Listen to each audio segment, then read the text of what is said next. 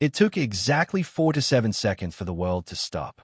Not the earth, not time itself, but the studio, the broadcast, the fragile theater of live television. Fluorescent lights flickered faintly across the polished mahogany of the news desk, reflecting in the glass of monitors that lined the walls. The air smelled faintly of ozone and coffee, a brittle tension humming just beneath the veneer of professional calm. Camera operators held their breath, fingers frozen on joysticks, as the teleprompter scrolled with mechanical indifference. Producers muttered in clipped whispers into headsets, but their voices were swallowed by the sudden quiet. Jasmine Crockett entered the frame with a deliberate steadiness, the sealed folder in her hand a solid weight of inevitability. Her heels clicked softly against the marble floor, each step a measured punctuation in the narrative that would unfold. Behind her, the newsroom's glass partitions reflected rows of stunned faces, anchors, interns, crew, everyone instinctively aware of the gravity. The folder, innocuous to a casual observer, contained a document that had been thought private, immutably confidential, and now indisputably public. Across the city, in a private residence guarded by the familiar hum of security systems and distant traffic, Donald Trump watched the broadcast. His eyes, usually sharp and calculating, narrowed with a storm of disbelief. The room smelled faintly of cologne and polished wood, a personal office that now seemed smaller, constraining, as the live feed unfolded. On the screen, Crockett's voice was calm, precise, yet carrying an undercurrent of controlled intensity. "This document," she said, sliding the folder into view for the camera, "reveals previously undisclosed marital filings concerning Ivanka Trump and Jared Kushner, which bear immediate implications under the Ethics in Government Act." A hush fell. Microphones caught the subtle rustle of paper, the soft intake of breath from the anchor who had no script to read this moment, the slight tremor in a producer's hand. The document's contents were not just politically sensational, they were legally consequential. Questions of spousal asset disclosure, potential conflicts of interest, and administrative compliance hung in the air like charged particles. Every camera lens seemed to hold its own reflection of disbelief, each angle capturing shock, uncertainty, and the unspoken realization that the line between private life and national consequence had just been crossed. Crockett's eyes did not waver. She had rehearsed the announcement meticulously, but rehearsal could not account for the collective pause, the infinitesimal timing in which every heartbeat synchronized with national attention. Somewhere in that quiet, the camera's lenses reflected Trump's expression in real time, a mixture of anger, incredulity, and calculation. 4 to 7 seconds stretched like a corridor with no exit. The live broadcast froze emotionally, though technically it continued. Anchor and crew alike sensed that the usual rhythm of media had fractured. A story of policy or minor scandal could recover. This moment was different. This was constitutional, personal, and unassailable all at once. And then came the subtle signs of collapse. A microphone tilted too far, catching the faint echo of a chair scraping, a producer whispering into a headset that wasn't receiving, camera angles adjusted too slowly. The world outside the studio, for those watching at home, felt the tension like a low-frequency vibration in the chest. This was more than television. It was a prelude to a congressional reckoning, a storm that would not merely entertain but interrogate, expose, and demand accountability. The screen lingered on the folder, Crockett's composed hands resting beside it, her gaze meeting the lens as though measuring the nation's pulse. 4 to 7 seconds of silence, before the first questions, the first legal interpretations, the first tremor of political consequence. But the silence wasn't over yet. The Senate Oversight Committee chamber smelled of polished wood and the faint metallic tang of anticipation. Fluorescent lights above cast sharp reflections on the marble floor, bouncing across rows of mahogany desks and the solemn faces of senators waiting behind their microphones. Crockett sat at the witness table, her folder neatly positioned in front of her, its weight now both literal and symbolic. The room, though officially silent, carried the low hum of restrained tension, every foot shuffling on carpet, every pen scratching on paper amplified in the charged air. Senator Whitmore, chair of the committee, adjusted his glasses and leaned forward. Congresswoman Crockett, he began, voice calm, deliberate. Are you prepared to confirm the authenticity of the documents you released on live television?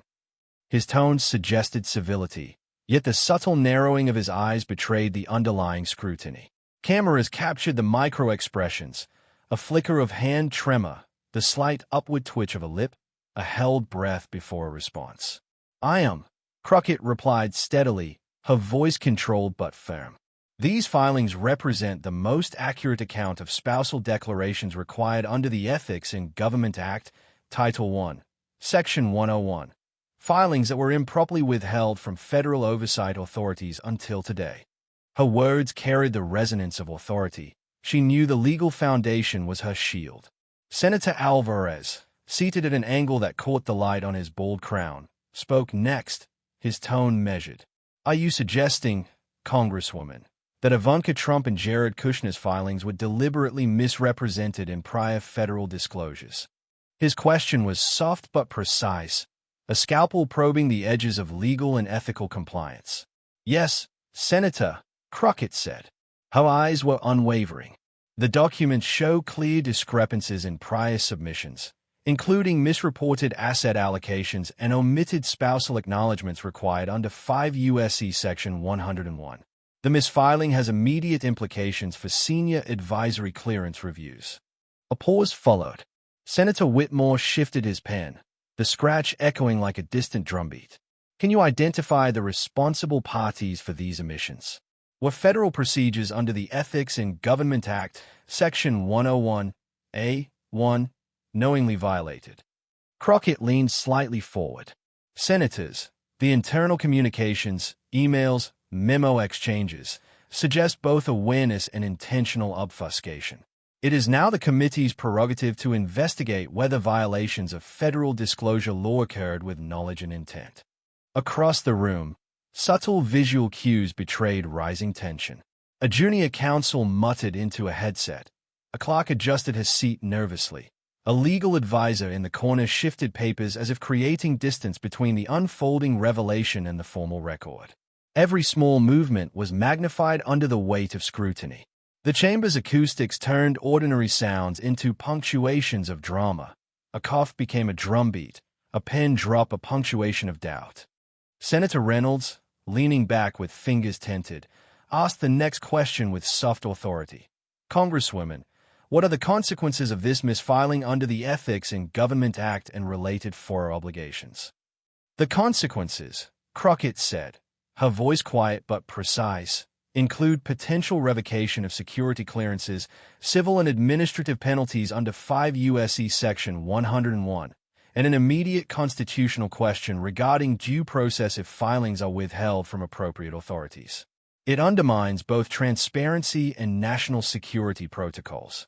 Even in this controlled dialogue, the room's energy had begun to shift. Small glances were exchanged among senators. One aide's hand twitched near a microphone. A legal advisor shifted uncomfortably in their chair. The calmness of the Q&A format belied the storm building beneath the surface. A storm that would, within hours, fracture the controlled facade of legal and political certainty. By the time the first hour ended, body language had replaced rhetoric. Eyes darted toward Crockett, pens hovered above notes, and a collective, unspoken recognition settled. This was no ordinary hearing. Legality, morality, and political reality were converging, and the cracks in prior compliance were beginning to widen. The room quieted again, but the tension had not abated.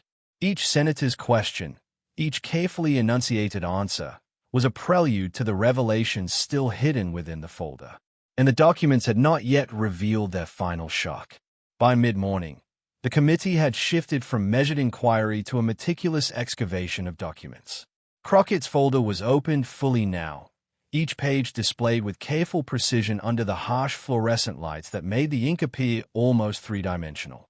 The room smelled faintly of old paper, coffee, and polished wood, an incongruous blend that underscored the gravity of the legal theater. Microphones hovered, capturing every shuffle, every subtle exhale, every scratch of a pen across a legal pad. Senator Whitmore held up a page, sliding it across the table toward Crockett. "This internal memo," he said, voice taut, "appears to contradict the statements previously filed under the Ethics in Government Act. Can you explain why the spousal asset declaration was misreported and who authorized the change?" His eyes, magnified by thin-framed glasses, searched Hare's for any hint of hesitation.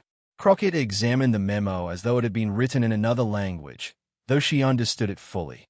"Senator," she said carefully, "this document indicates the decision to withhold the marital filing was made at a senior advisory level, possibly in coordination with the Office of Administration. The misreporting constitutes a direct violation of 5 U.S.C. Section 101, requiring accurate disclosure of spousal financial interests. Internal correspondence suggests awareness at multiple levels, though the chain of explicit authorization remains under investigation." Senator Alvarez leaned forward, tapping a finger on the desk. "Congresswoman, these emails show repeated discussions of off-book allocations for private security and classified travel. Were these connected to the misfiled marital status?" "Yes," Crockett replied, her voice steady but quiet. "They appear to be indirectly linked. The misreported filings shielded certain security protocol from full review by ethics officers. Under FISA 702 and related Appropriations Act clauses, senior advisors are required to submit accurate spousal disclosures to prevent conflicts of interest when handling classified materials. These omissions created both legal and procedural vulnerabilities." A murmur ran through the committee chamber, subtle yet unmistakable. A young aide's pencil snapped under pressure. An attorney at the corner desk flipped pages with deliberate slowness, a slight tremor betraying anxiety. The cameras recorded everything. Crockett's calm composure contrasted against a backdrop of restrained tension. Every detail was magnified by the committee's insistence on transparency. Light reflecting off polished wood, the soft scrape of shoes against marble, the intermittent flicker of fluorescent bulbs overhead. Senator Reynolds spoke next, voice measured. "Do you have evidence that this misfiling was intentional, rather than an administrative oversight?" Crockett paused, letting the question hang in the air for just long enough to emphasize the weight of her answer. "The pattern of internal communications," she said, "shows repeated knowledge of the obligations under Title I, Section 101 of the Ethics in Government Act. The timing of the misfiling, coupled with memos referencing potential media scrutiny, strongly suggests intentional obfuscation rather than mere oversight. Civil and administrative penalties may apply under 5 U.S.C. Section 101A(1), including revocation of clearance and fines." The room seemed to shrink under the gravity of the revelation. A clerk's hand trembled slightly as they adjusted a stack of papers. Microphones picked up the faint scratch of a pen as senators made notes, the sound sharp in the otherwise quiet chamber. Even the staff seemed to understand that this moment represented a pivot, a point where political narrative and legal reality intersected in a way few had anticipated. Senator Whitmore leaned back, folding his hands. "Congresswoman, can you confirm whether the misfiled documents impacted any ongoing national security operations or advisory decisions?" "Yes, Senator," Crockett said, voice precise. "These omissions delayed necessary oversight and could have compromised both procedural integrity and operational transparency. It is now a matter for the committee to assess potential violations of both federal disclosure statutes and constitutional requirements related to administrative due process." A silence followed, thick and deliberate. Each senator, each aide, each attorney understood that the paper trail had revealed more than administrative carelessness. It had uncovered a web of intentional concealment, procedural missteps, and constitutional vulnerability. The tension, once subtle, now buzzed in the air, preparing the chamber for the inevitable collapse that lurked just ahead. And still, the final revelation, the one that would redefine the public's understanding of this inner circle secrecy, remained in the folder, waiting for its moment. The chamber seemed to contract. The polished mahogany tables, marble floors, and rows of fluorescent lights forming a tunnel that funneled all attention toward a single point: the witness table. Crockett's folder lay open, the document at its center, an unspoken authority commanding silence. Cameras recorded every detail, the slight tremor in the hands of a legal advisor, the subtle flash of reflection in glasses, the micro-expressions that betrayed a tension no words could contain. Senator Whitmore's voice broke the stillness. Congresswoman Crockett, can you confirm the timeline of the withheld filings and the individuals responsible for authorizing such omissions? Crockett nodded, her voice calm, deliberate. Yes, Senator. Internal communications indicate that the decision to withhold the marital filings of Ivanka Trump and Jared Kushner spanned 6 months. Multiple senior advisors were aware. By delaying disclosure, they directly violated 5 U.S.C. Section 101(a)(1, which mandates accurate reporting of spousal financial interests and indirectly contravened federal clearance protocols under FISA 702. A hand raised slowly from the far side of the table. Senator Alvarez leaned forward, voice steady but sharp. Do you acknowledge, Congresswoman, that by withholding these filings, these senior advisors risked not only administrative penalties but also potential breaches of constitutional due process, particularly regarding oversight of classified advisory access? Yes, Senator, Crockett said. Her eyes, steady, scanned the room as if counting heartbeats. The failure to file timely disclosures obstructed the proper functioning of administrative review, creating a constitutional lapse. Section 101(a)(1 is not merely procedural. It protects the integrity of federal operations and ensures that clearance determinations are legally enforceable. It was then that the breakdown began. A senior Trump world witness, seated just beyond Crockett, shifted uncomfortably. He opened his mouth to speak, but words faltered. For exactly 4 to 7 seconds, the room held its collective breath. Microphones captured the shallow intake of air, the flicker of nervous eye movement, the subtle shaking of hands. The camera panned, catching the strain in his jaw and the widening of his pupils as he realized the gravity of the questioning. The silence stretched, each second magnified.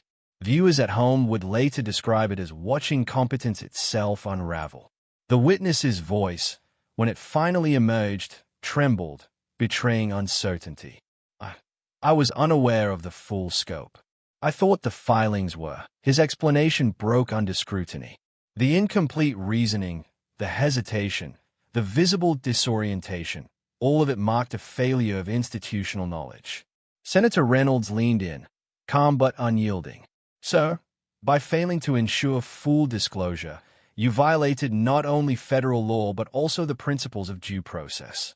The Ethics in Government Act, Title I, Section 101, mandates that omissions of this nature be reported and corrected. Failure to comply compromises the legality of clearance decisions and undermines national security oversight. The impact was immediate and unmistakable. Legal advisors exchanged glances, pens hovered over notes, and the camera caught the tremor in the witness's hand as he reached for documents he could no longer trust.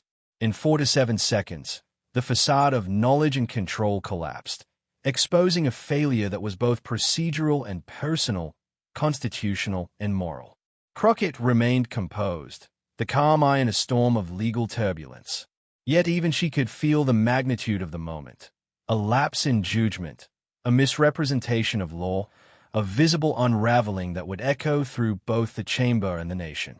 The cameras lingered on the broken witness, the folder now symbolic of institutional failure, and the silence held, thick, tense, unbroken. When the 4 to 7 seconds ended, the chamber exhaled collectively. The moment was over, but the consequences had just begun. The breakdown was complete, and the legal and political machinery had begun its inexorable march toward accountability. And outside the chamber, the nation watched, breathless. By the time the hearing adjourned for the day, the country was already ablaze with analysis, commentary, and speculation. Cable news networks, their banners flashing crimson and navy, ran continuous loops of the 4 to 7 second collapse, the camera panning over the witness's tremor, the slight quiver in Crockett's hands, and the open folder that had become a symbol of institutional failure. Anchors spoke with controlled urgency. Constitutional scholars called it the most devastating Senate takedown since Watergate. One intoned, voice steady but eyes wide. For 4 to 7 seconds, America watched competence collapse. Online platforms were flooded with clips of Crockett's calm explanations, juxtaposed with a visibly flustered senior advisor. Legal experts dissected every syllable. FISA 702 implications, ethics in Government Act violations, spousal disclosure lapses, and potential due process infringements. It's unprecedented, said Professor Eliza Moran, a constitutional law scholar. To have a senior advisor exposed in real time, failing to recognize the requirements under Title I, Section 101, is not merely embarrassing, it's institutionally catastrophic. Social media echoed the sentiment with a relentless immediacy. Short clips went viral, annotated with commentary ranging from outrage to incredulity. The hashtags #EthicsCollapse, #Crockett reveals, and #47 seconds trended nationally. Citizens debated legality and morality in equal measure, their feeds filling with screenshots of documents, excerpts from memos, and frame-by-frame analysis of the televised moment. Meanwhile, inside Washington, the political machinery shifted with subtle urgency. Advisors drafted statements, senators convened private meetings, and committee staffers reviewed procedural remedies. The White House issued a brief, tightly worded statement. We acknowledge the Senate hearing and will cooperate with oversight investigations. Its tone, carefully measured, betrayed little. But those in the inner circle recognized the gravity of what had just been revealed. Journalists covering the aftermath noted the dual impact, one part legal, one part emotional. Crockett's delivery was surgical, a veteran correspondent remarked. Every pause, every deliberate phrase, heightened tension. She exposed a violation not only of statutory obligations but of ethical expectations. The senior advisor's failure, caught in live view, turned abstract law into visual accountability. Across state capitals, civic organizations and think tanks weighed in, analyzing the implications for administrative transparency and federal oversight. Editorials cited due process, FORA compliance, and the procedural integrity of senior advisory positions. The consensus was unanimous. 4 to 7 seconds had revealed far more than misfiled paperwork. It had laid bare a culture of avoidance and misrepresentation. Even within party lines, reactions were stark. Some politicians expressed measured concern. Others took the moment to signal reform. And yet others stayed silent, calculating their public positioning. Washington, it seemed, did not punish ignorance. It replaced it. The dominoes of consequence were already set in motion. Potential investigations, public inquiries, internal audits, and legal challenges all flowing from that single, meticulously recorded instance. And in households across the nation, viewers replayed the moment, some in disbelief, others in grim fascination. The public, now intimately acquainted with procedural law and administrative oversight, had seen the intersection of personal decision-making and constitutional consequence rendered in real time. But even as cameras faded and headlines updated, the story's moral weight lingered. The nation had witnessed more than scandal. It had glimpsed the fragility of institutional accountability under live scrutiny. And still, the quiet, reflective questions had yet to be fully answered. How would Washington respond? Who would bear ultimate responsibility? The silence after the storm was only beginning. By evening, the chamber's echoes had dissipated, leaving behind the subtle creak of settling marble and the faint hum of exhausted fluorescent lights. The Senate Oversight Committee had adjourned, but the reverberations of the day lingered like a shadow. Crockett left the witness table with measured calm, the folder under her arm now a quiet emblem of accountability. Outside the building, the marble steps reflected the deep orange of the setting sun, casting long, solemn shadows across the nation's symbolic seat of power. In quiet offices across Washington, aides, legal advisors, and senators reviewed transcripts, analyzing each pause, each emphasis, each legal nuance. The 4 to 7 second collapse had become the reference point for every discussion. It was not merely a moment of personal failure. It was a crystallization of procedural and constitutional oversight, the point at which human error intersected with national consequence. Experts debated, reporters summarized, and the public absorbed the lesson. Even the most controlled political systems are vulnerable to lapses of integrity and awareness. Television anchors, calmer now, reflected on the human side of the story. Some careers end in scandal, one intoned. His ended in silence. Analysts contrasted the emotional and legal implications, noting how the Ethics in Government Act, FISA provisions, and federal disclosure requirements had converged to produce a moment of undeniable clarity. For citizens, the spectacle had been educational as much as sensational. Law and morality, administration and transparency, all captured in stark relief. Inside the chambers of power, subtle movements hinted at the inevitable adjustments. Compliance reviews were scheduled, memos circulated, and internal audits commenced. There were no theatrical resignations, no dramatic confessions, only the quiet machinery of governance recalibrating, responding to the lessons laid bare by Crockett's intervention. Washington did not punish ignorance. It replaced it systematically, administratively, and silently. For Crockett, the day's work concluded not with applause or recognition but with reflection. She walked the marble hallways, noting the weight of history in the columns and panels that lined the corridors. The responsibility of truth, she realized, was both a burden and a shield. In exposing the misfilings, she had illuminated procedural gaps, human frailties, and the enduring necessity of transparency. Her folder, now resting on her desk, seemed smaller than it had in the studio, its power latent, yet enduring. Outside, the city pulsed with the quiet rhythm of everyday life, unaware in part, yet deeply connected through the broadcast, the headlines, the conversations sparked in offices, cafes, and living rooms. The moral clarity of the day lingered like a faint echo, a reminder that power, accountability, and law are inseparable threads in the fabric of governance. And in that reflective calm, the story found its quiet closure. Washington had witnessed fragility. The nation had seen transparency. And somewhere between the folders, the filings, and the 4 to 7 seconds of revelation, the machinery of justice and oversight had asserted itself, softly but unmistakably. Some careers end in scandal. His ended in silence.